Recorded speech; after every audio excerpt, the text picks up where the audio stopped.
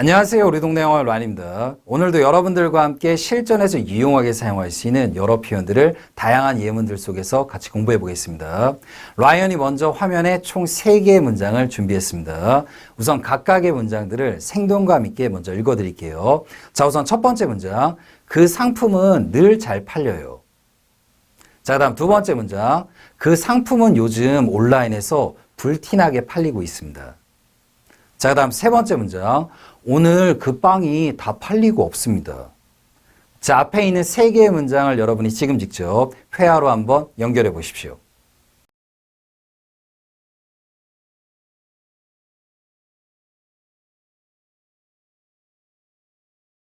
자, 우선 첫 번째 문장의 정답을 확인해 보기 전에 오늘 영상에서 여러분들과 중점적으로 살펴볼 부분은 동사 셀을 활용한 여러 가지 실전 구조에 대해서 한번 살펴보겠습니다. 우선 동사 셀의 가장 첫 번째로 많이 사용되는 표현은 무언가가 팔리다. 바로 문법적으로 이야기를 드리면 일형식의 구조로 표현이 가능합니다. 그리고 오늘 영상을 여러분이 보신 후에는 아래 보이는 썸네일이 보이시나요? 라인이 최근 영상들 속에서 수동태 정복하기 일부 영상을 제작을 해뒀습니다. 오늘 표현에서 수동태와 관련된 이야기도 많이 언급이 될 텐데 오늘 영상을 보신 후에 꼭 한번 참고하는 걸 추천드릴게요. 자, 우선 일형식의 구조로 표현이 될 수 있다는 얘기는 단순하게 그냥 사물이 팔리다. 바로 수동태의 구조 없이도 표현이 가능하다는 얘기입니다. 그리고 두 번째로 많이 사용되는 셀의 의미는 여러분이 일상생활 속에서 굉장히 많이 사용하는 표현이죠. 바로 무언가를 팔다라는 표현으로 저는 작년에 집을 팔았습니다. 바로 문법적으로는 삼형식의 구조로도 표현이 가능합니다. 그리고 세 번째로 많이 사용되는 표현이 여러분이 실전에서 조금은 어렵게 느낄 수 있는데 이 셀이 삼형식의 구조로 사용이 될 때 주어가 누군가를 납득시키다. 이 납득시키다라는 표현을 실전적인 의미로 조금 더 확장을 시키면 주어가 누군가를 이해시키다, 때로는 설득시키다라는 표현으로도 사용이 될 수 있습니다. 하지만 여러분이 아까 배웠던 무언가를 팔다라는 의미에서 조금 더 의미를 확장하신다고 생각하시면 됩니다. 여러분이 무언가 물건을 소비자한테 팔 때는 이 소비자에게 이 물건의 질이 좋고 가격이 좋기 때문에 사실만 합니다라는 표현으로 소비자분을 납득시키거나 설득시키고 이해시키는 의미, 바로 이러한 의미에서 조금 더 파생이 되는 표현이 되겠죠. 그리고 문장 속에서 주어와 목적어가 존재한다는 뜻은 바로 관점의 전환을 바꿔서 표현할 수 있는 수동태로도 표현이 될 수 있다는 것을 의미하게 되죠. 그래서 여러분이 실전 영어 속에서 I'm sold on it. 바로 이 표현을 듣게 되시면 저는 팔렸습니다 라는 표현이 아니라 저는 그 부분에 대해서 납득이 됐습니다. 이해가 됐습니다 라는 표현으로 사용이 될 수 있다는 거. 이 부분은 잠시 뒤에 한번 살펴보겠습니다. 자, 우선 대표적으로 자주 사용되는 셀의 첫 번째 의미. 무언가가 팔리다 라는 일형식 구조에 대해서 한번 살펴보겠습니다. 여러분이 수동태를 공부하고 난 이후에는 주어가 사물로 잡히면 무조건 수동태로 사용해야 된다. 이렇게 생각하시는 분들이 굉장히 많은데 주어가 사물로 잡히더라도 수동태의 구조로 사용하지 않는 문장도 굉장히 많이 있습니다. 대표적으로 수동태의 경우는 주어와 목적어 이 두 가지의 관점을 바꿔서 표현하는 문장입니다. 즉 목적어가 존재해야 수동태의 문장도 탄생될 수 있다는 거. 우선 수동태 마스터하기 일부 영상을 안 보신 분들을 위해서 조금 더 쉬운 관점에서 설명을 드리면 무언가가 팔리다라는 표현은 사물 주어를 적으시고 그냥 동사셀로 바로 표현하시면 됩니다. 때로는 이 상품이 현재 잘 팔리고 있는 중입니다 라는 표현도 사물 주어를 쓰시고 바로 현재 진행형으로 표현할 수 있다는 거. 하지만 수동태를 배우고 난 이후에는 여러분들이 무언가가 팔리다라는 표현을 자꾸 수동태의 구조로 많이 표현을 하십니다. 하지만 사물이 잘 팔리다라는 표현은 수동태의 구조 없이도 표현될 수 있다는 거. 바로 이 부분을 이제 문장 속에서 한번 살펴보겠습니다. 자, 그럼 첫 번째 문장의 정답을 한번 확인해 보겠습니다. 그 상품은 늘 잘 팔립니다. 자, 그럼 영어로 The product sells well. 한 번 더 천천히 The product sells well. 네, 이 표현을 여러분이 그 상품은 꾸준하게 팔립니다 라는 표현은 The product sells steadily.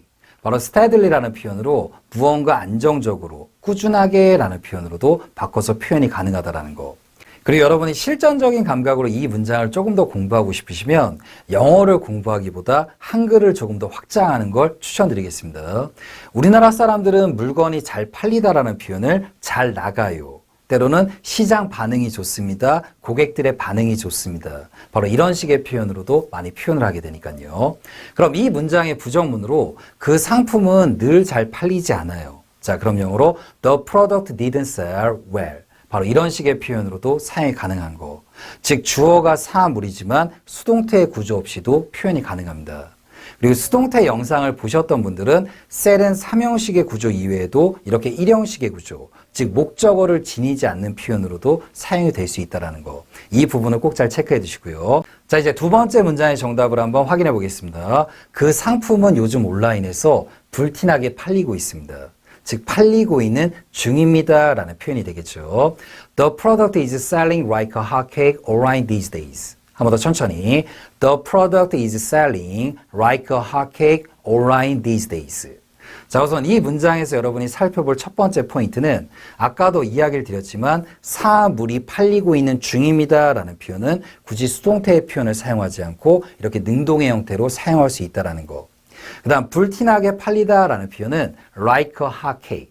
무언가 핫하게 팔리다 라는 표현으로 여러분이 꼭 기억을 해두시고요. 이렇게 전치사 플러스 명사는 문장의 필수성분으로 사용이 안 되죠. 즉 여러분이 많은 전치사 플러스 명사의 표현에 익숙해진다면 조금 더 문장을 디테일하게 표현할 수 있다는 거. 그리고 세 번째로 사용이 된 온라인의 경우는 예전에는 보통 명사로 많이 사용을 해서 on online 바로 이렇게 표현을 많이 했습니다. 하지만 요즘 들어서 이제 여러분들도 온라인 상에서 온라인에서 바로 이 표현을 많이 사용하게 되죠. 그래서 요즘 영어 속에서는 온라인을 부사로 많이 사용하는 거. 그래서 문장에서 여러분이 온라인상으로 온라인에서라는 표현은 전치사 on을 붙이지 말고 온라인 바로 이렇게 사용하는 걸 추천드리겠습니다. 그리고 지금부터 이야기 드리는 부분이 굉장히 중요한 포인트가 될 겁니다. 우선 앞의 문장을 통해서 어떠한 물건이 늘 잘 팔립니다. 때로는 어떤 물건이 현재 잘 팔리고 있는 중입니다. 바로 현재 시제와 현재 진행형의 구조에서 이 셀을 살펴봤습니다. 그럼 과거 시제로도 이 무언가가 팔리다라는 표현은 충분히 사용이 가능하겠죠. 한번 예를 들어 여러분이 온라인상에서 어느 특정한 물건을 팔고 있다고 가정을 해볼게요. 여러분이 옷을 하나 장만을 했는데 사이즈가 안 맞아서 이 옷을 타인에게 팔고 싶을 때, 때로는 책상을 구입을 했는데 여러분이 이 책상을 다른 분에게 팔 때, 그때 다른 분이 여러분에게 메시지를 이렇게 보냅니다. 저기 혹시 그거 팔렸나요? 그때 여러분이 답변으로 그거 팔렸습니다. 자, 영어로 어떻게 표현할까요? It's sold. 한번 따라해 보십니다. It's sold. 바로 이렇게도 충분히 표현이 가능하고요. 그리고 또 한 번 예를 들어 이번엔 여러분이 온라인상에서 딱 하나의 물건을 파는 것이 아니라 똑같은 물건을 여러 개 팔거나 여러분이 열쇠고리를 만들어서 여러 개를 판매하는 경우 때로는 여러 종류의 물건을 팔고 있을 때 상대방이 여러분에게 메시지로 저기 혹시 물건이 팔렸을까요? 그때 여러분이 예, 다 팔렸습니다 라는 표현에 they sold out. 하지만 이 표현은 조금 더 현재성의 포인트를 맞춰서 they've sold out. 바로 이렇게 현재 완료로도 표현이 가능합니다. 우선 여러분이 지금 살펴볼 부분은 첫 번째 문장의 sold, 그 다음 두 번째 문장의 sold out. 바로 이 표현의 차이는 첫 번째 문장의 경우는 하나의 물건이 팔렸다라는 개념으로 많이 사용이 되고 그 다음 두 번째 문장은 여러 종류의 물건이 있는데 그 물건들이 전부 다 판매가 되었다라는 표현이 sold out. 바로 이렇게 표현이 주로 됩니다. 하지만 보통 일상적으로 여러분들이 사용하실 때는 sold를 단독으로 쓰기보다는 sold out을 붙여서 판매가 되었다라는 표현에 많이 익숙하시겠죠. 그래도 이 미묘한 차이는 함께 꼭 기억을 해두시고요. 추가적으로 두 개의 문장을 더 살펴보기 전에 아마 여러분들이 실전에서 사물이 다 팔리고 없습니다 라는 표현은 be sold out이라는 표현에 조금 더 익숙하실 겁니다. 하지만 앞에서 배웠던 첫 번째와 두 번째 문장 is sold, they sold out 이 표현도 실전에서 충분히 가능한 표현입니다. 그럼 여러분이 어느 경우 때 그냥 sold나 sold out으로 표현할지 아니면 be sold out으로 표현할지가 조금 혼동이 오실 텐데 이 부분은 영어의 가장 기본적인 일반 동사와 비동사의 차이로 접근하는 걸 추천드릴게요. 확실히 일반 동사의 경우는 조금 더 동작성의 포인트를 맞추게 되고 비동사가 사용된 문장은 조금 더 상태적인 느낌의 포인트를 맞추게 됩니다. 지금 아래 보이는 썸네일이 보이시나요? 여기에 해당하는 부분은 라인이 최근 영상에서 상당히 꼼꼼하고 디테일하게 설명한 영상이 있습니다. 그래서 오늘 영상을 보신 후에 꼭 한번 참고하는 걸 추천드리겠습니다. 한번 예를 들어 여러분이 빵을 구입하러 갔는데 여러분이 원하는 빵이 지금 없습니다. 그때 주인분에게 저기 혹시 그 빵이 다 나갔나요? 그때 이제 주인분이 나와서 그 빵이 현재 다 팔리고 없는 상태입니다 라는 표현으로 The bread is sold out. 바로 이렇게 표현하게 되면 이 빵이 팔렸다라는 느낌보다는 현재 팔리고 하나도 없는 상태입니다 라는 표현으로 사용이 됩니다. 그리고 시제는 여러분이 원하시면 자유롭게 표현하셔도 되는데 한번 예를 들어 여러분이 오늘 영화를 보러 갔는데 영화를 보지 못하고 돌아왔습니다. 그때 친구가 여러분에게 이렇게 묻습니다. 왜 영화를 못 봤니? 그때 여러분이 티켓이 다 매진되고 없었어. 즉 그 말은 티켓이 다 팔리고 없는 상태였어 라는 표현이 되겠죠. The ticket was sold out. 바로 이렇게 표현할 때는 시제를 과거로 적게 되죠. 그래서 바로 수동태와 관련된 표현에서는 시제는 너무 스트레스를 받지 마시고 현재 말하는 여러분의 느낌에 충실하게 시제를 과거나 때로는 현재로 맞춰서 표현하는 걸 추천드리겠습니다. 그리고 참고로 이 be sold out이라는 표현은 티켓이나 관람권, 즉 영화나 연극, 스포츠 등과 관련된 표현에서 관용적으로 주로 매진됐다라는 표현으로 많이 사용이 됩니다. 그리고 현재 완료의 감각을 조금 더 추가시켜서 it has been sold out. 이런 구조로도 많이 사용이 되고요. 자, 그럼 이제 앞에 보이는 총 4개의 문장이 보이시나요? 우선 첫 번째 문장은 조금 더 동작성의 포인트를 맞춰서 그거 팔렸습니다. It's sold. 하지만 이런 경우 때는 하나의 물건, 즉 단일 품목일 확률이 굉장히 높고요. 그 다음 두 번째 문장은 여러 종류의 물건이나 하나의 똑같지만 여러 개를 판매할 때 팔렸습니다 라는 표현에 they sold out. 하지만 이 표현은 조금 더 현재성을 가미할 때는 they've sold out. 특히 두 번째 문장은 비즈니스의 문장 속에서도 많이 표현이 될 수 있습니다. 하지만 세 번째와 네 번째 문장의 경우는 동작성의 느낌보다는 조금 더 상태성의 느낌, 즉 팔리고 없는 상태입니다 라는 말에 조금 더 포인트를 둔 말입니다. 그래서 우선 네 번째 문장부터 보도록 할게요. 지금 만약에 빵을 사러 갔는데 지금 현재 빵이 다 팔리고 없는 상태입니다 라고 할 때는 The bread is sold out. 하지만 만약에 여러분이 오늘 아침에 빵을 사러 갔었는데 그때 그 빵이 다 팔리고 없는 상태였습니다 라고 할 때는 The bread was sold out. 바로 이렇게도 표현이 될 수 있도록요. 그럼 여기서 라인이 한 가지 힌트를 드리면은 우선 처음 영어를 공부하시는 분들은 사물이 다 팔리고 없었다라고 할 때 be sold out을 먼저 마스터하는 걸 추천드리겠습니다. 왜냐하면 보통 일반적으로 이야기할 때는 be sold out으로 훨씬 더 많이 표현하기 때문에. 하지만 실력이 조금 더 괜찮은 초중급자분들은 첫 번째와 두 번째 문장 구조도 꼭 기억하는 걸 추천드리겠습니다. 이유는 여러분이 단순하게 사물이 팔렸다라는 표현을 be sold out만을 기억하면 나중에 실전 영어, 때로는 비즈니스 이메일 영작에서 첫 번째와 두 번째 문장을 접하게 되면 조금 당황할 수 있습니다. 하지만 쉽게 생각하면 무언가가 늘 잘 팔리다. 예를 들어 it sells well. 이렇게도 표현될 수 있다는 뜻은 단순하게 과거로도 표현할 수 있다는 얘기죠. 그런 느낌 속에서 it sold, they sold out 이렇게도 표현될 수 있다는 거 포인트를 꼭 기억하는 걸 추천드릴게요. 그 다음으로 사용되는 셀의 경우는 여러분이 일상생활 속에서 굉장히 자주 사용하는 표현입니다. 바로 무언가를 팔다. 문법적으로는 삼형식의 구조로 사용이 되죠. 대표적으로 몇 가지 문장을 한번 같이 만들어 보겠습니다. 나 내 차를 팔고 싶어. 자, 표현 기법으로는 굉장히 여러 가지 표현이 나올 수 있는데 가장 중톤의 느낌으론 I want to sell my car. 조금 더 편한 사이 때는 I want to sell my car. 그 다음 느낌의 또 다른 표현으로는 I like to sell my car. 그 다음 지금 발음된 표현은 여러분이 실전에서 조금 더 능숙하게 발음할 때는 I'd like to라는 표현보다는 I like to.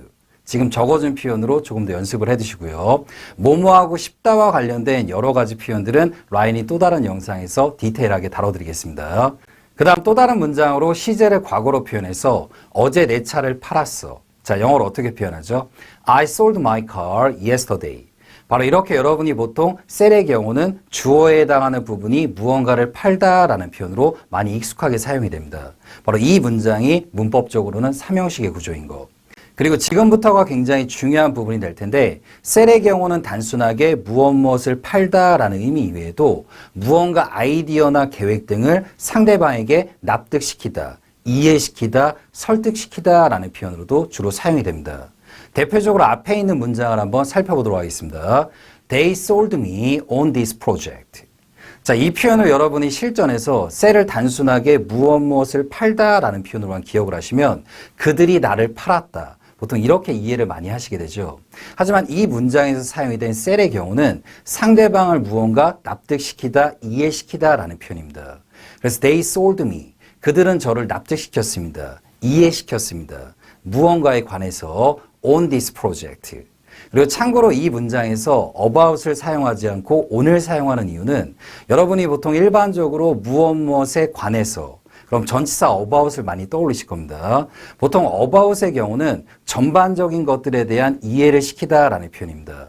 그래서 이 표현은 여러분이 원하신다면 about을 사용해도 괜찮지만 만약에 about으로 표현하게 되면 그냥 이 프로젝트에 대한 전반적인 것들, 여러 가지 사업 비용, 때로는 계획 등을 이렇게 납득시키거나 이해시켰다라는 표현이 되고 그리고 이 문장에서 전치사 on을 사용한 이유는 라이언이 여러 영상들 속에서 많이 강조를 드리지만 전치사 on은 굉장히 뜻이 많은 전치사입니다.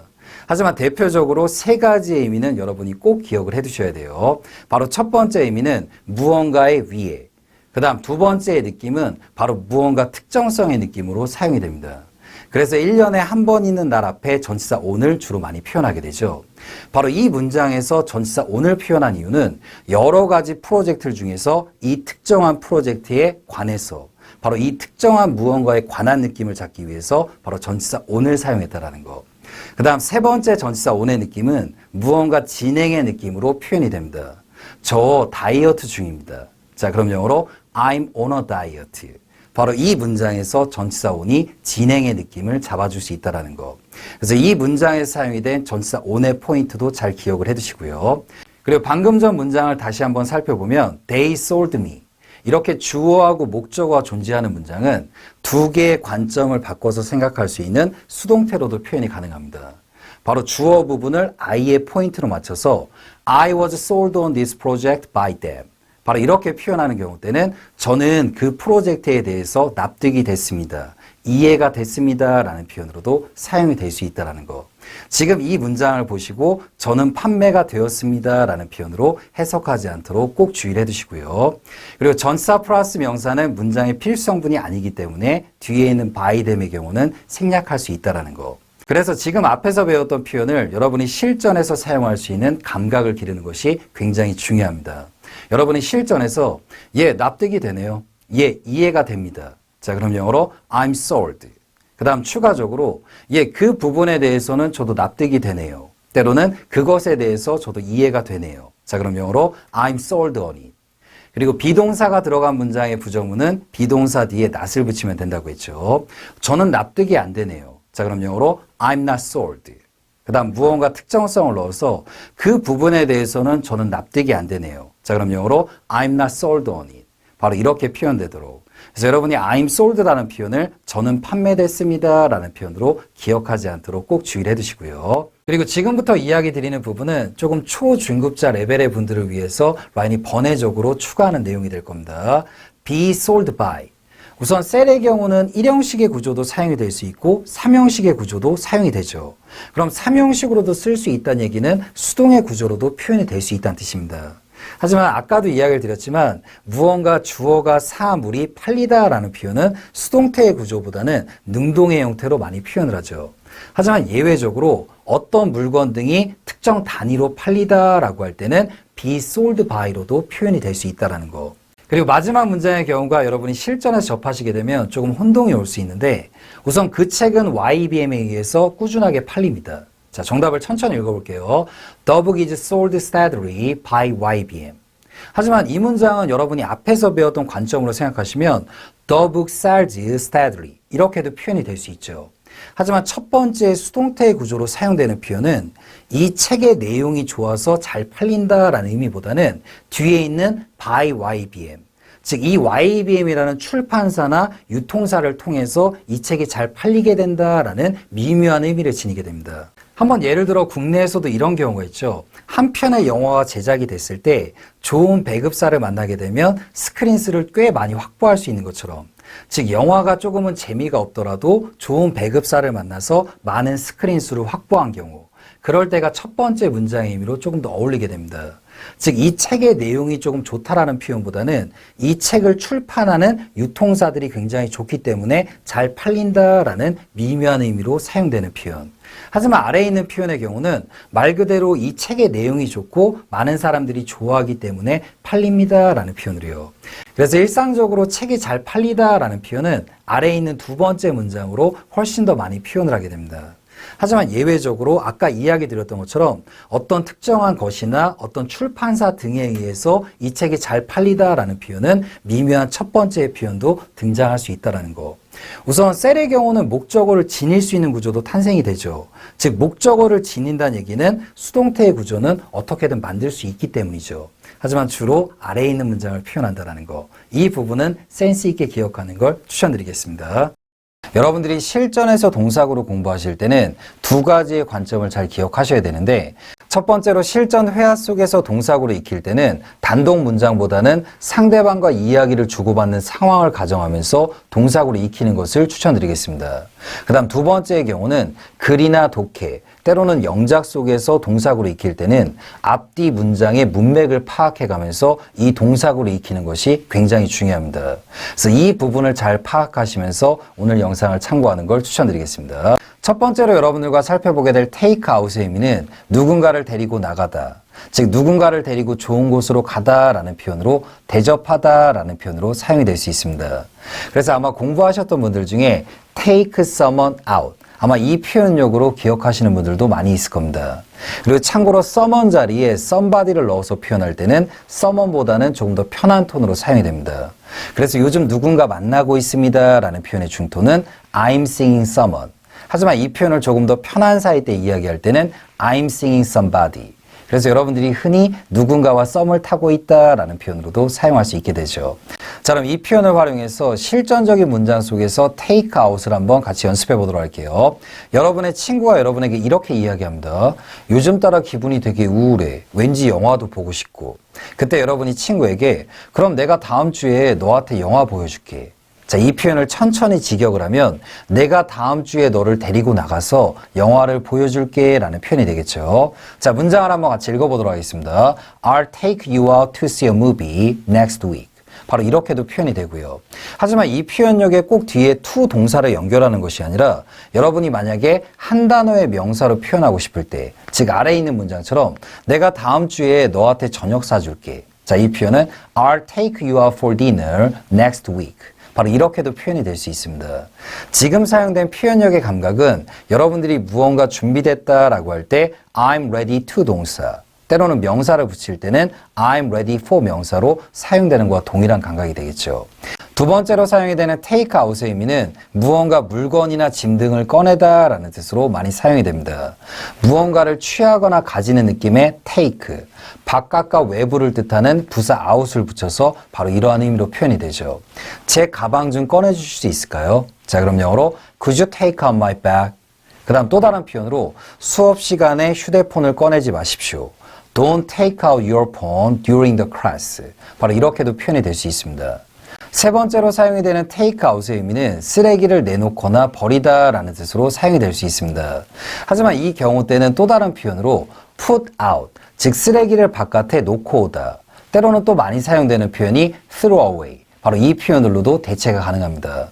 하지만 오늘 영상에서는 take out을 활용해서 문장을 만들어 보도록 할게요. 저기 이거 쓰레기 좀 버려줄 수 있니? 자, 수라는 표현이 등장했죠.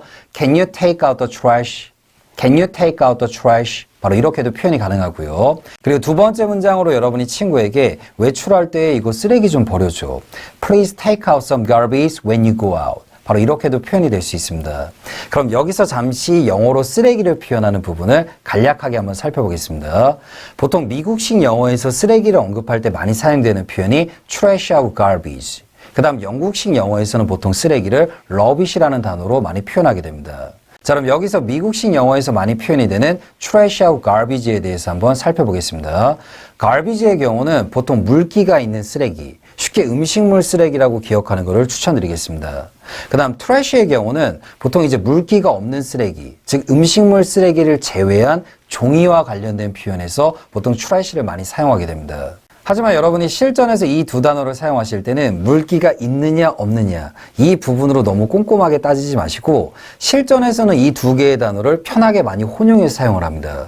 즉 라이언이 이야기 드렸던 부분은 사전적인 의미에 가깝기 때문에 실전에서는 두 개의 단어를 편하게 사용한다는 거. 그리고 참고로 우리나라의 경우는 분리수거를 굉장히 꼼꼼하게 지키죠. 땅이 비좁기 때문에. 하지만 미국의 경우는 우리나라 사람들처럼 꼼꼼하게 분리수거를 따로 하지는 않습니다. 땅이 굉장히 넓죠. 그래서 음식물 쓰레기를 제외하고 나머지 종이 박스, 뭐 기타 잡동사니의 쓰레기들은 그냥 한데 모아서 그냥 집 앞에 내놓습니다.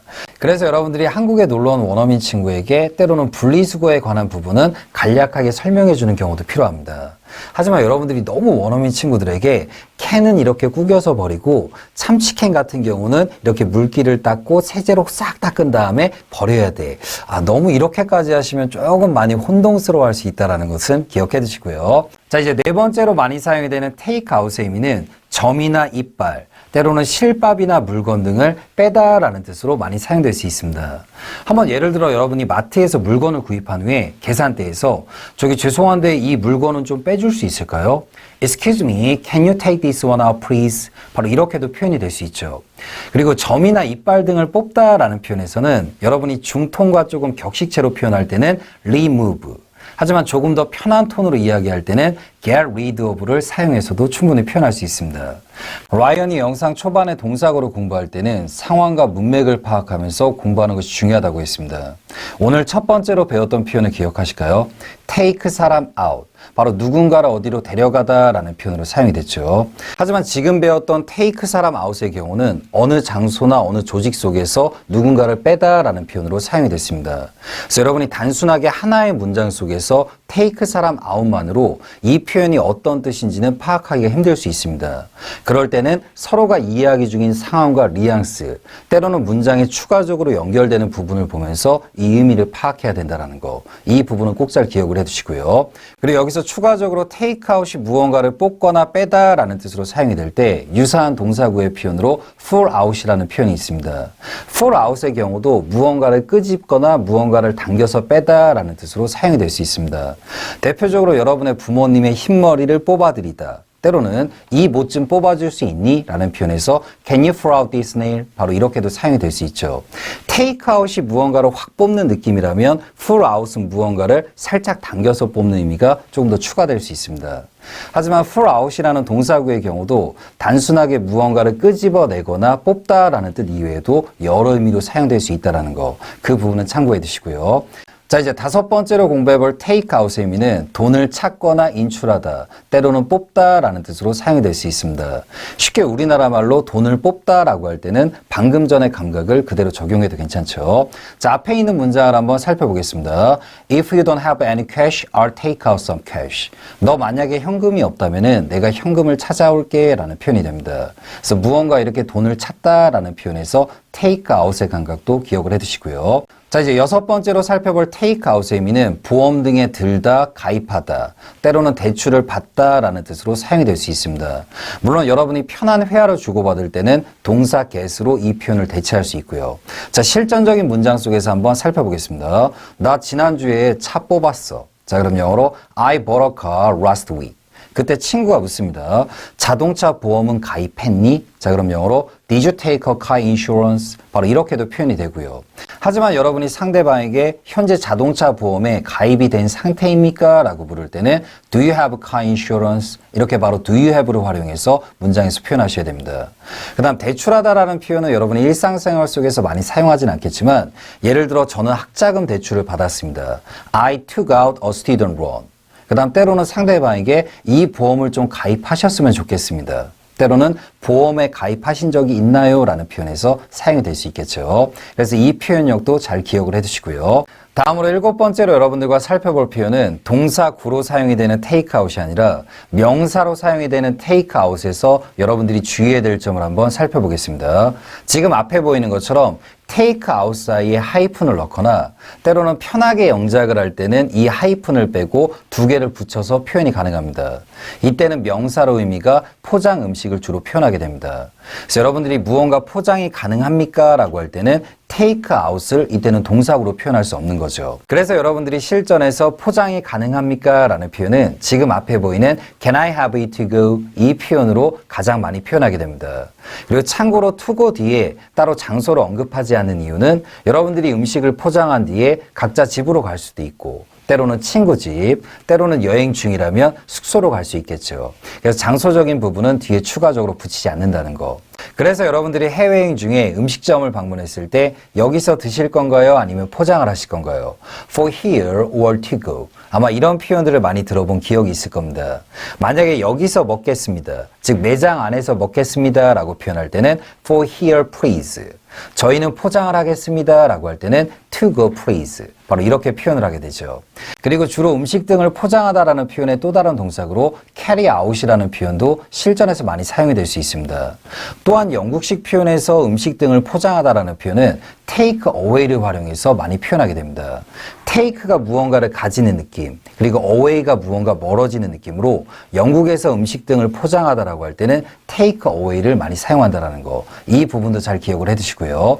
자, 이제 마지막으로 여러분들과 살펴볼 부분은 이제 라이언과 함께 실전적인 여러 동사구들을 앞으로 많이 공부하겠지만 항상 동사구를 공부할 때는 상황과 뉘앙스, 그리고 문맥을 파악하는 것이 굉장히 중요합니다. 우선 앞에 있는 세 개의 문장을 한번 살펴보겠습니다. Don't take it out on me. Why did you take it out on your friends? You shouldn't take it out on your friends. 자, 그럼 여기서 라이언이 여러분에게 한 가지 질문하겠습니다. 이 문장에서 사용이 된 take it out. 자, 이 표현의 뜻은 무엇일까요? 단순하게 이 표현만 보고는 이 의미를 파악하기가 어려울 수 있습니다. 그리고 지금 대명사가 등장을 했다는 뜻은 대명사는 항상 앞의 문장과 대화 속에서 어느 정도 언급이 된 다음에 사용이 되는 것이 바로 대명사죠.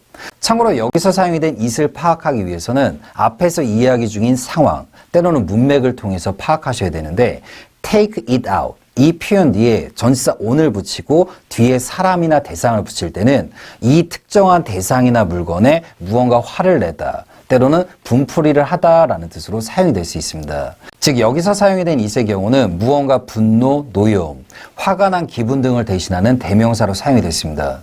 그래서 동사구로 공부하실 때는 항상 실전적인 뉘앙스, 앞뒤의 문맥 등을 파악하면서 공부하는 습관을 꼭 가지는 걸 추천드릴게요. 라인이 화면에 총 4개의 문장을 준비했습니다. 우선 각각의 문장들을 생동감 있게 먼저 읽어드리겠습니다. 자, 우선 첫 번째 문장은 여러분이 처음 만나는 대상에게 이렇게 만나 뵙게 되어서 반갑습니다. 자, 다음 두 번째 문장은 여러분이 상대방에게 이메일을 보내는 느낌으로 그 소식을 듣게 되어서 저도 기쁩니다. 자, 다음 세 번째 문장은 나는 내 경력이 걱정이 돼. 자, 다음 네 번째 문장은 내일 라이언이 그 회의에 늦지 않을까 걱정이 됩니다. 자, 앞에 있는 4개의 문장을 여러분이 지금 직접 회화로 한번 연결해 보십시오.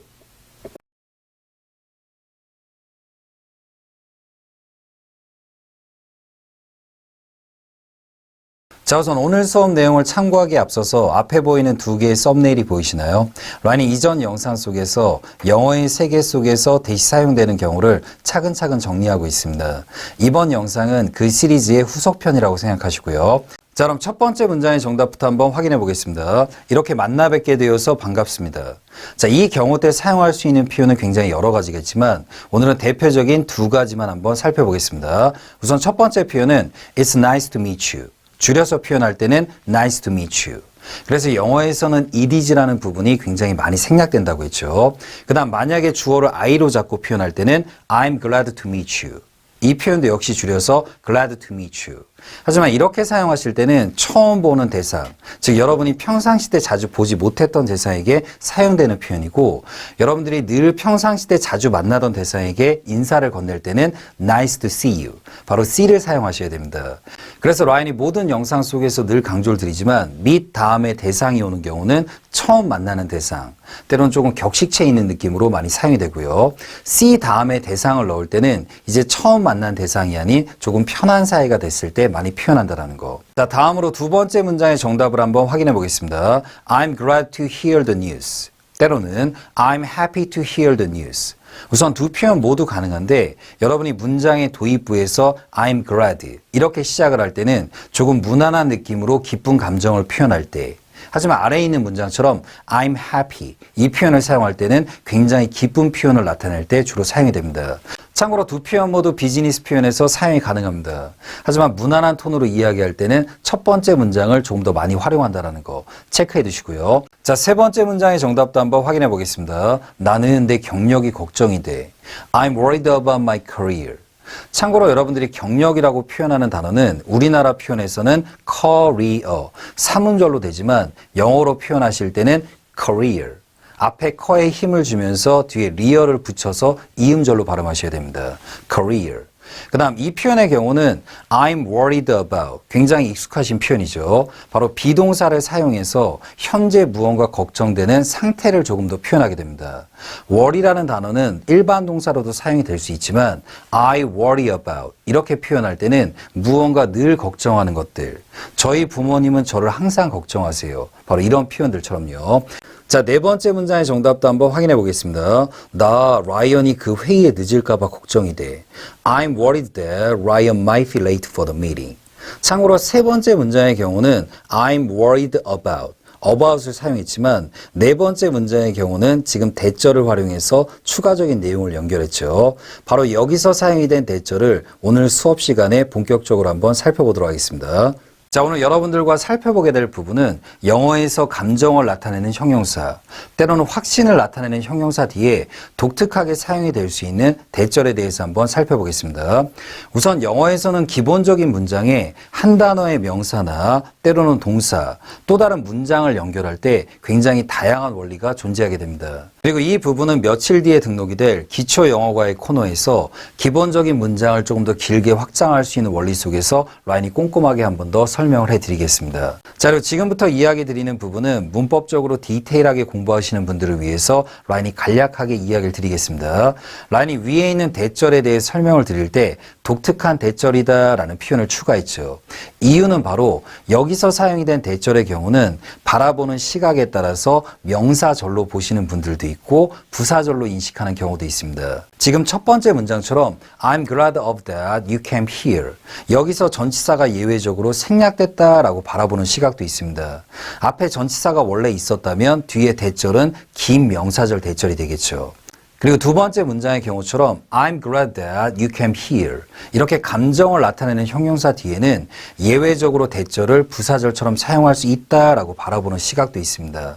그래서 실전 영어로 공부하시는 분들은 이 부분을 너무 복잡하게 생각하지 마시고 라이언이 영상 속에서 왜 이 표현의 경우는 투부정사가 아닌 대절로 표현이 되는지 그 부분을 상세하게 설명드릴게요. 자, 다음으로 여러분들이 이 표현과 문법을 공부하실 때 혼동이 올 수 있는 부분에 대해서 설명드리겠습니다.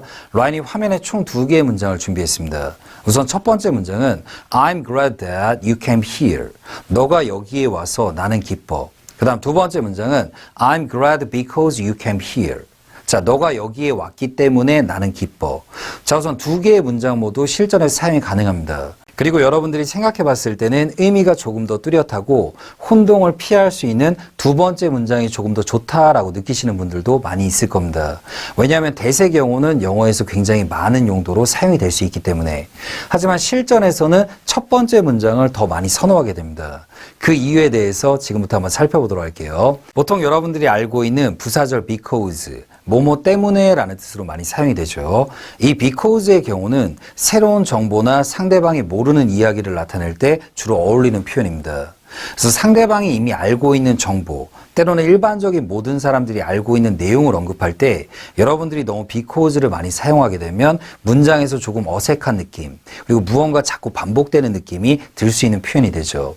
그래서 영어에서는 이 because를 대용하는 용도로 since나 as를 사용해서 뭐뭐 때문에 라는 뜻을 많이 사용할 수 있습니다.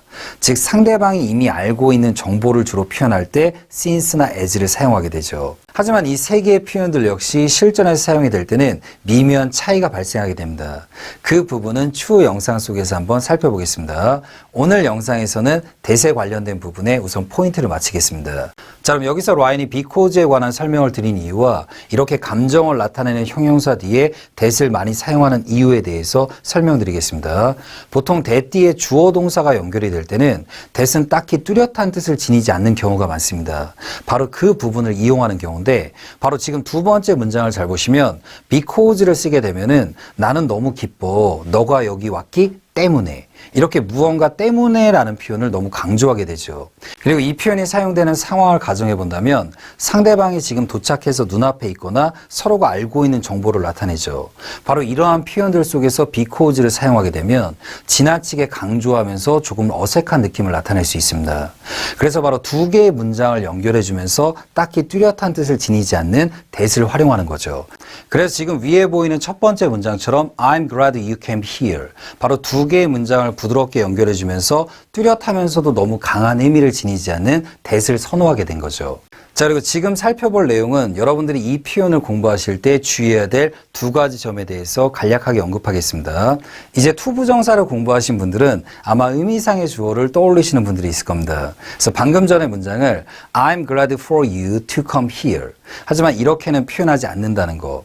그리고 의미상의 주어와 관련된 부분은 지금 아래 보이는 썸네일이 보이시나요? 아래 보이는 영상을 차근차근 참고하신다면 이 표현력에서는 왜 의미상의 주어를 사용하지 않는지를 배울 수 있을 겁니다. 그 다음으로 두 번째로 주의해야 될 점은 메인 문장의 주어와 뒤에 연결되는 문장의 주어가 일치되는 경우, 이 경우 때는 투부정사 혹은 전치사 플러스 명사로 연결되는 경우도 굉장히 많이 있습니다. 하지만 100%는 아니기 때문에 주의를 해야 되고요. 대표적으로 처음 여러분들과 접했던 문장 속에서 I'm glad to meet you. 바로 이 경우도 I'm glad 다음에 대절을 사용하지 않고 투부정사로도 충분히 표현이 가능했죠. 하지만 문장의 메인 주어와 대절의 주어가 일치하더라도 생략하지 않는 경우도 있습니다. 대표적으로 시제를 조금 더 뚜렷하게 보여주고 싶을 때, 때로는 조동사를 포함시켜서 문장을 조금 더 디테일하게 표현하고 싶을 때, 앞에 있는 문장을 한번 살펴보시면 I'm glad that I found my dog. 바로 강아지를 찾았던 그 과거의 시점을 조금 더 강조해주는 느낌을 포함할 수 있죠. 자, 그럼 여기서 여러분들과 배웠던 부분을 간략하게 정리해 본다면 기본적으로 감정을 나타내는 형용사, 확신을 나타내는 형용사 뒤에 이렇게 대절을 붙일 때의 장점은 우선 첫 번째, 새로운 주어를 연결하기가 쉽습니다. 두 번째로 시제나 조동사 등의 다양한 표현력을 넣기가 쉽습니다. 대표적으로 투부정사 다음에는 조동사를 사용하지 않죠. 그리고 동명사의 경우는 조동사와 굉장히 궁합이 안 좋습니다.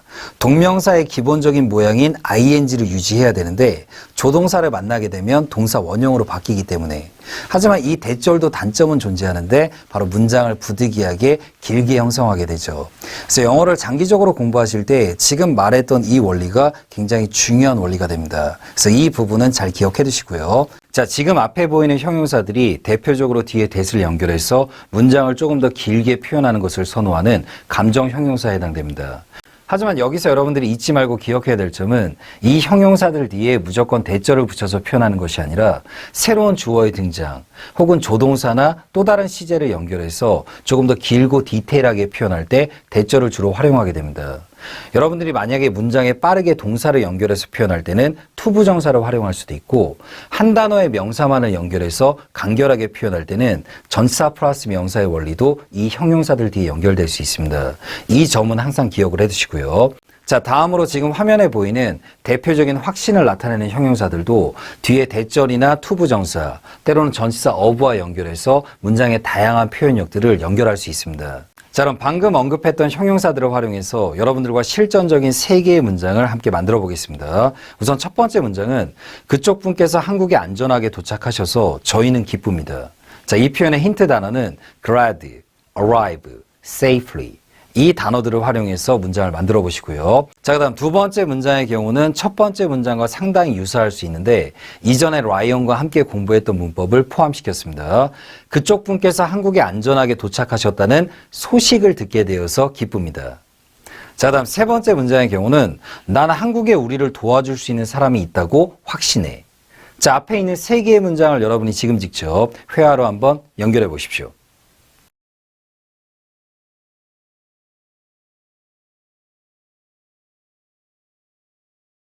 자, 첫 번째 문장의 정답을 한번 확인해 보겠습니다. We are glad that you arrived in Korea safely. 참고로 이 문장은 확실히 대절을 붙이는 게 효율적이죠. 메인 주어가 현재 위로 형성이 됐고 뒤에는 you라는 새로운 주어가 필요하기 때문에. 하지만 이제 아래에 있는 문장을 한번 살펴보겠습니다. 저희가 한국에 안전하게 도착을 해서 기쁩니다. 자, 이 문장역은 We are glad to arrive in Korea safely. 확실히 이 표현은 투부정사로 표현하는 것이 조금 더 간결하고 효율적이 되겠죠. 그래서 여러분들이 이렇게 감정이나 확신을 나타내는 형용사 뒤에는 대절을 사용할지 투부정사를 사용할지 때로는 전치사를 표현해서 문장을 표현할지를 잘 파악하는 것이 중요합니다. 자, 두 번째 문장의 정답을 한번 확인해 보겠습니다. 두 번째 문장의 경우는 라이언과 이전에 공부했던 동격의 명사절 대절을 활용한 표현력이죠. 자, 정답을 한번 읽어보겠습니다. We are glad to hear the news that you arrived in Korea safely.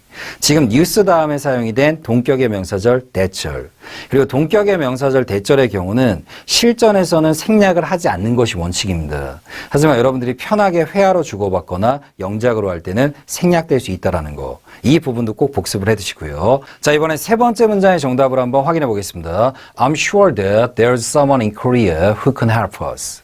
참고로 이 표현의 경우는 I'm sure 다음에 역시 전치사 of나 투부정사 등이 연결이 될 수 있습니다. 하지만 대표적으로 이제 전치사 of를 많이 사용하게 되지만 확실히 이 표현은 누군가 있다. 바로 there is. 무언가 새로운 문장력이 연결이 돼야 되죠. 그리고 there is는 실전 회화로 표현하실 때는 there's. 그래서 라이언이 읽을 때도 there's someone이라고 표현을 했죠. 확실히 문장력의 표현력이 필요하기 때문에 I'm sure that 이렇게 바로 표현됐다라는 거. 그 다음 뒤에 사용된 who can help us. 이 표현은 관계대명사의 표현이 되겠죠. 첫 번째로 여러분들과 살펴볼 표현은 get together. 누군가와 만나서 시간을 보내다, 모임을 갖다, 자리 등을 마련하다라는 뜻으로 사용될 수 있습니다. 때로는 여러분의 편한 친구 사이 때 한번 뭉치자라는 표현으로도 사용될 수 있고요. 그리고 이 표현과 동일하게 사용이 되는 have a get together. 이 표현 또한 오늘 영상 속에서 살펴볼 예정입니다. 그렇다면 지금 동일한 뜻으로 두 가지 표현이 존재하게 되죠. 그 이유 또한 오늘 영상 속에서 차근차근 한번 살펴보겠습니다. 자, 우선 첫 번째로 동사구로 사용이 되는 get together. 이 표현을 사용해서 총 3개의 문장을 한번 같이 연습해 보겠습니다. 여러분이 발음을 하실 때 주의하실 점은 together. 이렇게 to를 강하게 발음하는 것이 아니라 부드럽게 t를 발음하는 느낌으로 together, together. 이렇게 발음되는 거의 포인트만 잘 기억해 두시고요. 자, 그럼 첫 번째 문장으로 우리 언제 한번 뭉치자. 자, 그럼 영어로 Let's get together sometime. 그 다음 두 번째 문장의 경우는 첫 번째 문장을 조금 더 확장시켜서 저희 언제 한번 만나서 점심이나 하죠. Let's get together sometime for lunch. Let's get together sometime for lunch. 그 다음 세 번째 문장은 우리 언제 한번 만나는 게 어때? Why don't we get together sometime? Why don't we get together sometime? 바로 이렇게도 사용이 될 수 있습니다. 그리고 여기서 잠시 문장에서 등장했던 sometime과 관련해서 여러분들이 실전적으로 알고 있어야 되는 3가지 표현을 빠르게 한번 살펴보겠습니다. 우선 첫 번째 표현의 경우는 sometime. 즉 단어가 붙어 있는 것이 아니라 가운데가 띄어져 있는 경우입니다. 이럴 때 some은 한정사로 사용된 표현으로 일부의 시간, 즉 일부라는 뜻으로 사용이 되거나 때로는 라이언 수업 시간에는 좀이라는 표현으로 많이 표현을 하죠. 그리고 some이 수량과 관련된 표현과 함께 사용이 될 때는 뒤에 셀 수 있는 명사와 셀 수 없는 명사 모두 사용이 될 수 있습니다. 하지만 수량의 표현에서 some 뒤에 셀 수 있는 명사가 올 때는 복수의 표현으로 연결된다는 거. 예를 들어서 책들 좀, some books.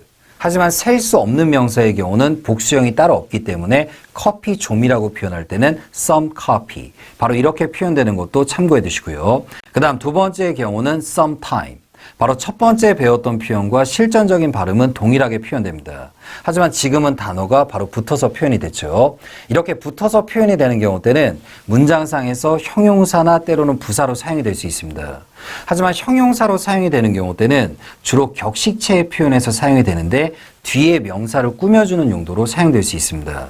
하지만 오늘 영상에서는 실전 활용도가 훨씬 더 높은 부사의 표현을 한번 살펴보겠습니다. 부사로 사용되는 sometime의 경우는 뭔가 막연한 느낌 속에서 언젠가라는 뜻으로 사용이 됩니다. 라인이 막연하다는 뜻을 강조했던 이유는 이 단어의 경우는 미래 시제나 때로는 과거 시제에도 사용이 될 수 있습니다.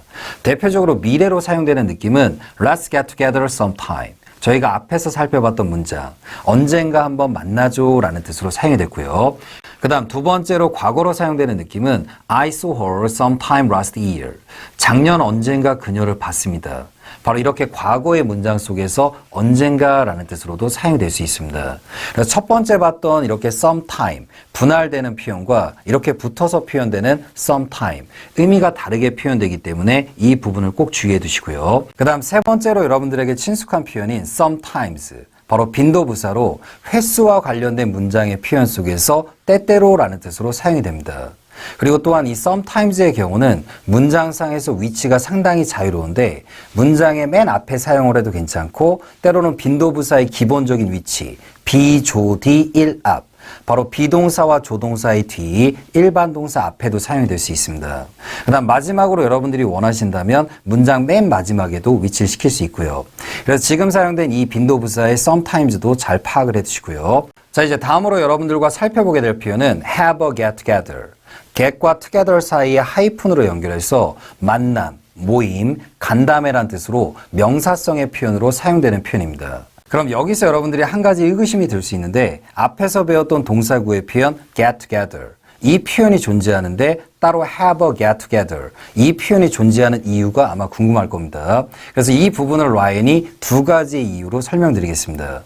우선 첫 번째는 영어를 사용하다 보면 명사성의 표현으로 모임이나 만남 등을 표현하고 싶은 경우가 있습니다. 즉 언어를 조금 더 간결하게 표현하기 위함이죠. 그럼 아래에 있는 문장을 한번 살펴보겠습니다. 저희 다음번 모임이 언제죠? 자, 이 표현은 영어로 When is our next get together?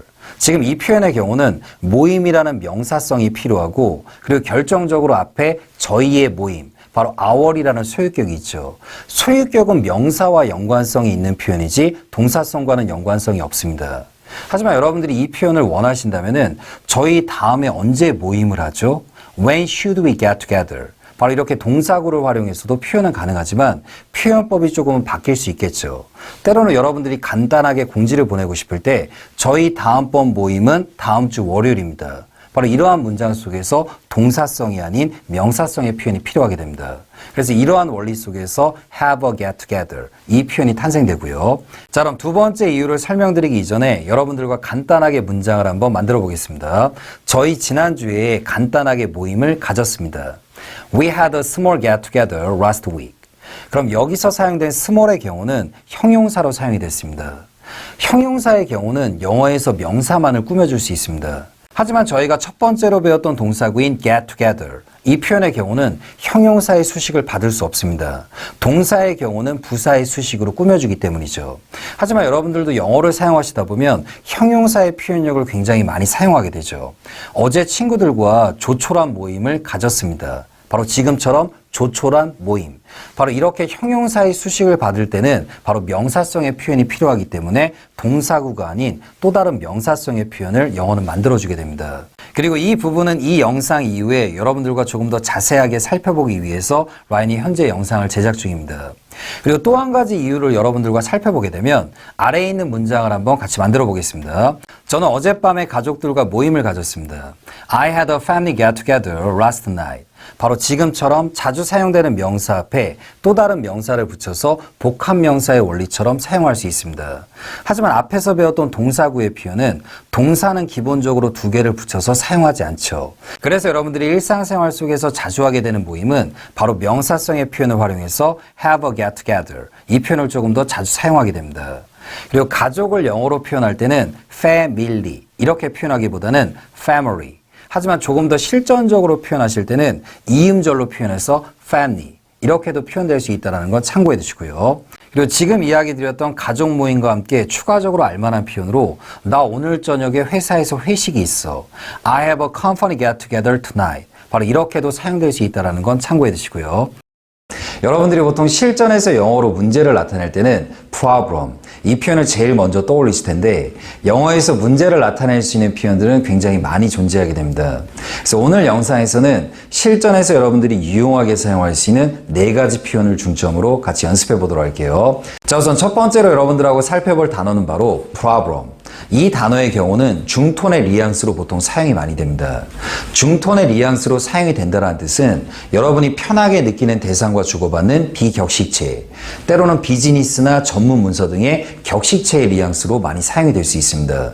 그렇기 때문에 이 단어의 경우는 굉장히 여러분들이 활발하게 여러 말투 속에서 많이 접하게 되죠. 오늘 영상에서는 problem이 주로 많이 사용이 되는 세 가지의 경우를 한번 살펴보겠습니다. 우선 첫 번째의 경우는 어떠한 어려움을 유발하는 문제, 즉 상황적인 측면으로 이야기하면 조금 부정적인 측면이 강할 때가 바로 이 단어가 사용이 됩니다.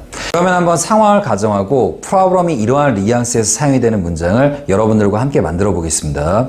라이언은 항상 모든 영상 속에서 여러분들과 함께 여러 문장을 만들어 보려고 노력을 하죠. 이유는 단순하게 이론적으로만 알고 끝내는 것이 아니라 이 문장을 실전 속에서 적용한 후에 문장을 여러분이 직접 표현해 보는 것이 굉장히 중요하기 때문입니다. 자, 그럼 한번 상황을 가정해 보겠습니다. 여러분들이 상대방과 프로젝트를 같이 진행 중인데 상대방 분이 여러분에게 좋은 아이디어를 제안했습니다.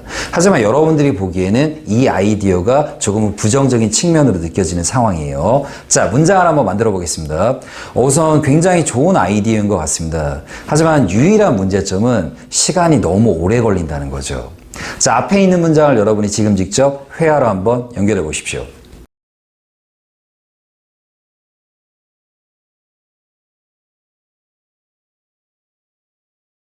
자, 정답을 한번 확인해 보겠습니다. 우선 제 생각에는 그쪽 분의 아이디어가 괜찮은 것 같습니다. 자, 정답은 I think your idea sounds good.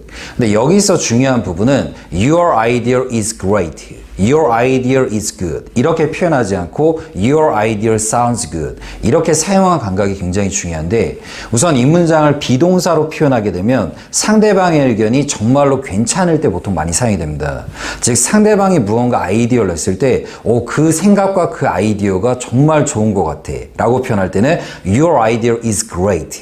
하지만 지금은 감각동사의 사운드를 사용한 이유는 상대방의 생각이 100%는 아니지만 그냥 그럭저럭 괜찮게는 들립니다 라는 표현으로 바로 감각동사를 사용한 표현입니다. 그래서 혹시라도 이 문장을 비동사와 감각동사로 표현할 때 실전적인 뉘앙스 차이가 궁금하신 분들은 아래 보이는 썸네일을 참고해 보는 걸 추천드리겠습니다. 자, 그럼 이제 아래 연결되는 문장을 한번 살펴보도록 할게요. But the only problem is that it takes too long to prepare. 참고로 여기서 사용이 된 대세의 경우는 생략이 될 수 있습니다. 생략하실 때는 is 부분을 살짝 끈다라고 생각하시면 됩니다. The only problem is it takes too long to prepare. 살짝 이런 감각으로요. 그리고 아래 사용이 된 문장의 경우는 비동사를 기점으로 주어 부분과 뒤에 연결되는 부분이 동일하다라는 것을 잡아주는 구조입니다. 그리고 여기서 사용이 된 대절은 나무가 아니라 숲을 봤을 때 바로 긴 명사절로 사용이 됐죠. 그래서 아래 보이는 썸네일이 보이시나요? 여러분들이 보통 영어로 공부하실 때 명사라는 표현을 단순하게 한 단어의 명사만으로 기억을 많이 하시지만 영어에서 생각보다 명사를 길게 표현할 수 있는 방법은 여러 가지가 있다는 거. 그래서 아래 보이는 썸네일 내용을 꼭 한번 참고해 보는 걸 추천드리겠습니다. 자, 이제 다음으로 여러분들과 살펴보게 될 problem이 실전에서 많이 사용이 되는 두 번째의 경우는 바로 신체나 건강 등의 문제가 있다라는 표현에서 자주 사용이 됩니다. 물론 건강 등의 문제가 있다라는 표현은 영어에서 여러 표현들로 나타낼 수 있지만 오늘 라이언이 가르쳐주는 표현이 실전에서 가장 빠르고 많이 사용될 수 있는 표현이기 때문에 여러분들이 꼭 마스터했으면 좋겠습니다. 여러분들이 병원을 방문한 다음에 제가 눈에 문제가 좀 있어서요. 자, 영어로 어떻게 표현할까요? I have a problem with my eyes. 때로 여러분이 만약에 좀이라는 단어에 포인트를 맞춰서 문장을 표현하게 될 때는 I have some problems with my eyes. 바로 이렇게도 표현이 될 수 있습니다. 그래서 여러분들이 실전에서 여러분들의 건강 상태나 어느 특정 부위가 아프거나 이상이 있다라는 표현에서는 I have a problem with 이 표현을 꼭 기억해 두는 걸 추천드리겠습니다. 그리고 전치사 with를 사용하는 감각은 영어식 사고 방식에서는 무언가 잘못된 것들은 함께 지니고 있다라는 표현을 많이 사용하게 됩니다. 그래서 무언가 잘못된 문제나 이상이 있다라는 표현에서 전치사 with가 많이 사용이 될 겁니다. 이 표현력의 감각도 꼭 기억을 해두시고요. 그리고 problem의 경우는 중톤의 느낌으로 여러 상황 속에서 사용이 될 수 있기 때문에 앞뒤 상황 그리고 문맥, 상대방과의 관계, 뉘앙스를 잘 파악하면서 이 problem의 의미를 잘 파악하는 것이 굉장히 중요합니다. 대표적으로 앞에 있는 예문 한번 살펴보도록 하겠습니다. The problem could get worse. 자, 그럼 아무것도 없는 상황 속에서 이 문장을 접했을 때는 이 problem이 무엇을 나타내는지는 파악하기 어려울 수 있습니다. 하지만 이 문장을 의사 선생님이 이야기하는 상황, 예를 들어 여러분이 건강검진을 받은 후에 의사 선생님과 면담을 하고 있을 때 의사 선생님이 이렇게 이야기한다면 이 건강적인 문제가 앞으로 더 악화될 수 있습니다. 바로 이러한 의미로도 사용이 될 수 있겠죠. 자, 이번에는 problem이 실전에서 많이 사용이 되는 세 번째 경우를 한번 살펴보겠습니다. 여러분들이 기본적으로 많이 알고 있는 시험이나 문항이란 뜻으로 많이 사용이 될 수 있습니다. 자, 그럼 이 경우를 활용해서 두 가지 문장을 한번 같이 만들어 보도록 할게요. 자, 첫 번째 문장은 이 문제를 해결할 수 있는 가장 좋은 방법은 무엇일까요? 그 다음 두 번째 문장은 이 문제를 초보자에게 설명하기는 어려웠습니다. 자, 앞에 있는 두 개의 문장을 여러분이 지금 직접 회화로 한번 연결해 보십시오.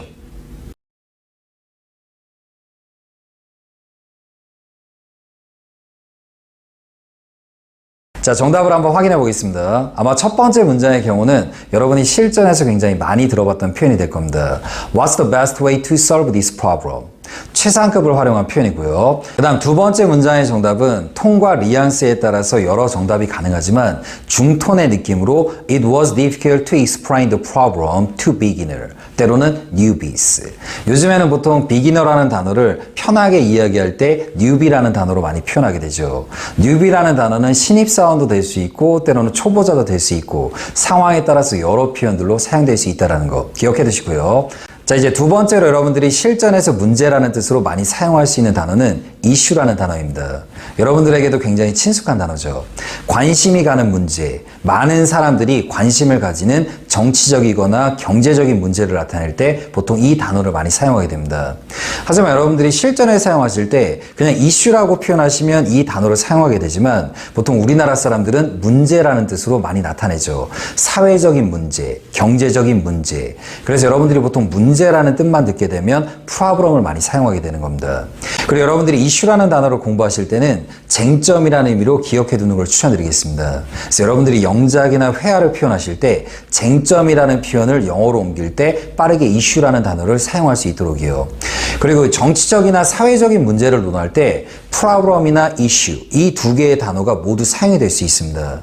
그럼 정치나 사회적인 문제를 나타낼 때 problem을 사용하는 경우는 굉장히 조금 부정적인 의미가 많이 포함이 되게 되고 대신에 사회적이거나 정치적인 문제를 나타낼 때 issue를 표현할 때는 issue는 조금 부정적인 느낌은 줄어들게 됩니다. 대신에 많은 사람들이 조금 중립적인 느낌 속에서 관심을 가지는 폭넓은 문제를 나타낼 때가 보통 issue가 사용된다는 거. 이 부분은 센스 있게 기억해 두시고요. 자, 그럼 issue라는 단어를 활용해서 실전적인 세 개의 문장을 함께 연습해 보겠습니다. 우선 첫 번째 문장은 최근 환경이 뜨거운 쟁점이 되어져 오고 있죠. 그 다음 두 번째 문장은 쟁점으로 다시 돌아가도록 하죠. 즉 이 말은 본론으로 다시 돌아가도록 하죠. 그 다음 세 번째 문장은 그 이슈에 대해서는 아직 협상이 진행 중입니다. 자, 세 개의 문장을 여러분이 지금 직접 회화로 한번 연결해 보십시오.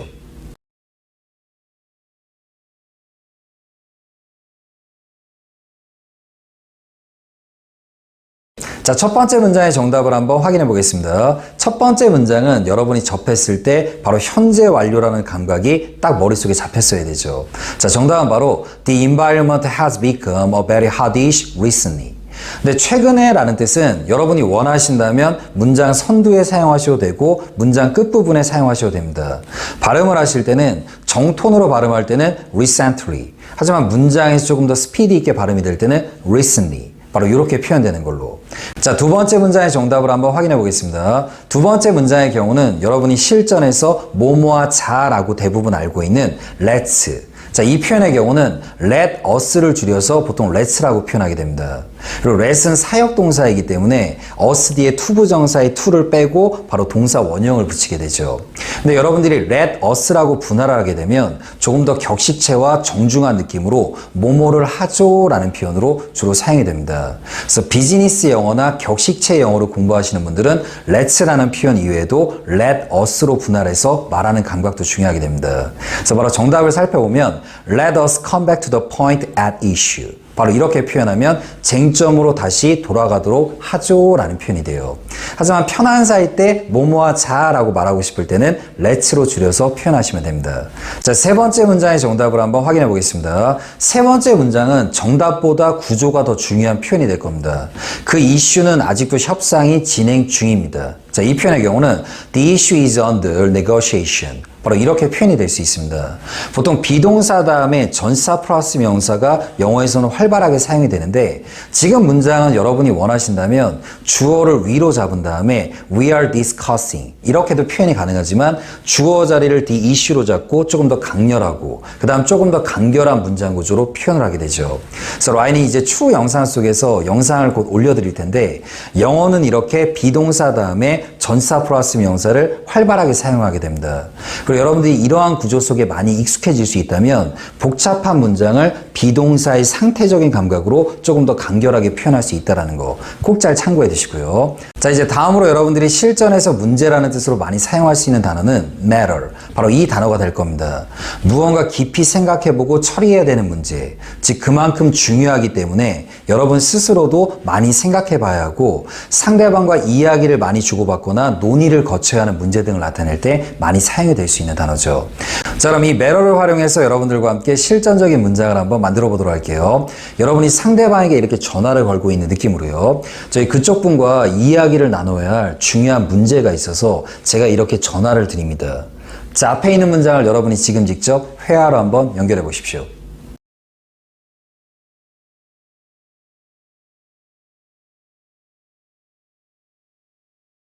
자, 정답을 한번 확인해 보겠습니다. 보통 상대방에게 어떠한 이유로 전화를 했습니다 라는 표현으로 대표적으로 많이 사용되는 도입부죠. I'm calling. 때로는 I'm calling you. 하지만 상대방에게 이미 전화를 했기 때문에 you는 빼고 많이 표현을 하죠. 그래서 바로 정답은 I'm calling because I have an important matter to talk with you. 자, 근데 아마 이 문장을 처음 접하시게 되면 여러분들이 문제라는 뜻이 나오면 problem, 이 단어만 사용하는 습관이 있을 겁니다. 하지만 지금 이 문장에서 problem보다는 matter를 사용했다는 뜻은 그만큼 무언가 굉장히 중요하고 깊이 생각해 봐야 하는 문제이기 때문에 많이 사용될 수 있다는 거. 그래서 여러분들이 실전에서 단순하게 문제라고 할 때 대부분 problem만 사용하게 되지만 무언가 조금 깊고 중요한 문제를 나타낼 때는 matter를 사용한다는 거 꼭 잊지 마시고요. 그리고 여러분들이 이 matter이라는 단어를 너무 격식체나 비즈니스적으로 기억할 것 같아서 라인이 추가적으로 문장을 한번 같이 보여드리겠습니다. 여러분의 친구가 굉장히 우울한 상태로 의자에 앉아 있습니다. 그때 여러분이 친구에게 다가가서 왜 그래? 무슨 일이야? 자, 영어로 어떻게 표현하죠? What's the matter with you? 아마 실전에서 많이 들어보셨죠? 이 표현에서 matter를 사용한다는 뜻은 지금 라이언이 여러분에게 말했던 그 뉘앙스가 굉장히 중요합니다. 즉 그만큼 무언가 진지한 문제, 상대방이 생각을 많이 하거나 고민이 있는 문제를 나타낼 때가 What's the matter with you? 이 톤으로 사용하고요. 이와 반대로 여러분들이 상대방에게 편한 느낌으로 왜 그래? 무슨 일인데? 이렇게 물을 때 사용되는 표현은 What's up? 자, 이 표현을 발음하실 때는 What's up? sub으로 강하게 발음하는 것이 아니라 요 사이에 발음이 나와야 됩니다. 대신에 이 부분은 한글로 적기가 되게 어렵죠. 그래서 처음 연습하시는 분들은 What's up? 그렇죠. 정톤의 느낌으로 What's up으로 발음하시다가 부드러운 톤으로 What's up? 이렇게 바꾸시는 걸 추천드릴게요. 그리고 여러분들이 실전에서 What's up을 사용하실 때는 크게 두 가지의 의미를 꼭 잘 기억해 두셔야 됩니다. 첫 번째는 굉장히 편한 대상에게 인사 대용으로 많이 사용합니다. 보통 여러분이 상대방과 인사를 할 때 How are you? How's it going? How's your business? 이런 표현을 많이 사용하시죠. 그보다 더 편하게 이야기할 때가 보통 What's up? 이 표현을 많이 사용하게 되고요. 그리고 두 번째의 경우는 지금 방금 전에 봤던 What's the matter with you? 이 표현이 조금 진지한 느낌으로 붙는다면 가벼운 느낌과 조금 밝은 느낌으로 왜 그래? 무슨 일인데? 바로 이런 경우 때가 What's up? 바로 사용될 수 있는 거. 한번 예를 들어서 여러분의 친구가 이번 주 토요일에 뭐해? 우리 집에 조금 왔으면 좋겠는데 올 수 있겠니? 그때 여러분이 물론이지 갈게. 근데 무슨 일인데? 바로 이러한 상황 속에서도 What's up? 바로 사용될 수 있는 걸로요. 이 포인트를 꼭 잘 기억해 두시고요. 자, 그럼 이제 마지막으로 여러분들이 실전에서 문제라는 뜻으로 많이 사용할 수 있는 단어는 trouble. 바로 이 단어입니다. 이 단어 역시 굉장히 의미가 많은데 무언가 문제, 공경, 애로사항 곤란, 성가신 일, 바로 다양한 의미로 사용이 될 수 있습니다.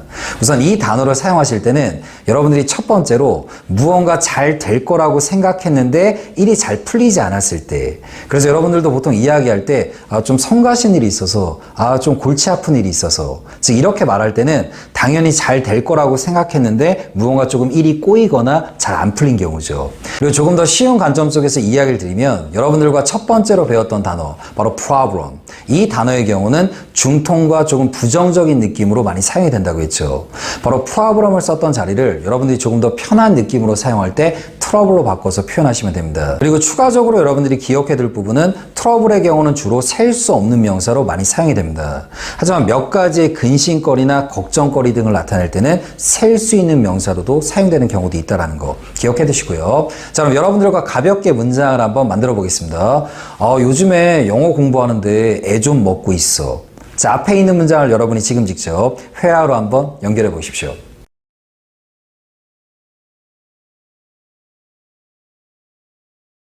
자, 정답을 한번 확인해 보겠습니다. 이 문장을 영어로 표현하실 때 가장 중요한 포인트는 물론 문법적인 부분도 중요할 수 있지만 편한 대상에게 이야기하는 뉘앙스와 톤을 잘 기억하셔야 됩니다. 나 요즘에 영어 공부하는데 그냥 애 좀 먹고 있어. 이런 느낌으로요. I have some trouble studying English these days.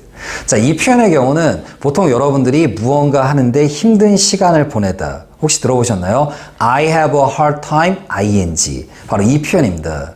근데 원래 이 문장의 경우는 뒤에 전치사 with가 포함이 돼서 무언가 하는 것에 있어서 좀 약간 성가시거나 좀 귀찮은 일이 있다라는 표현이에요. 하지만 이 표현에서 with는 대부분 생략하고 표현합니다.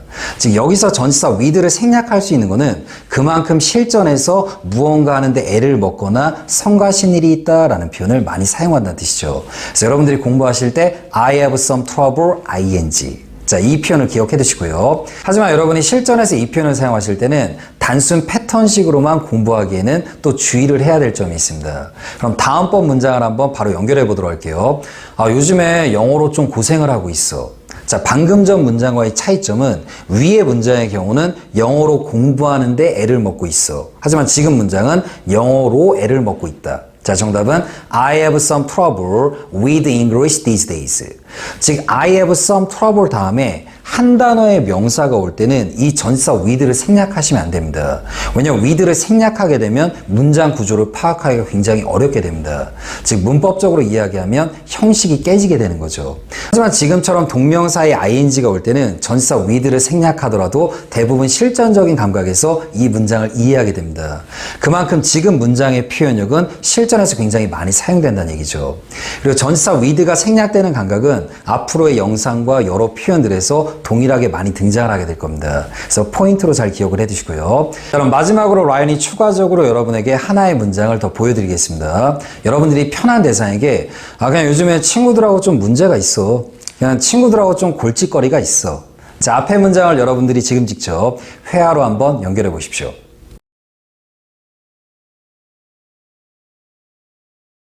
자, 정답을 한번 확인해 보겠습니다. I have some trouble with my friends these days.